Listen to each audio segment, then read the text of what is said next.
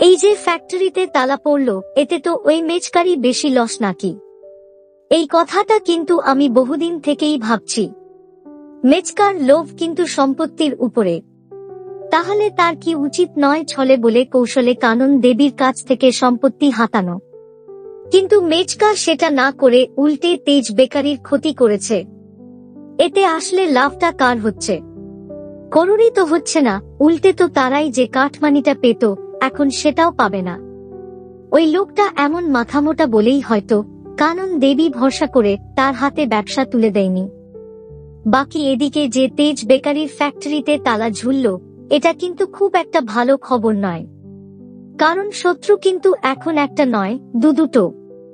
একটাকে না হয় সুধা চেনে, তার চাল সম্বন্ধে অবগত, কিন্তু আর একটা, তাকে তো এখনো জানেই না আসলে লোকটা কে।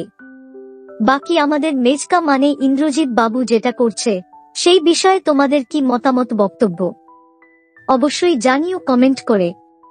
দেখুন শুভ বিবাহ প্রতিদিন রাত 9টায় শুধুমাত্র স্টার জলসায়।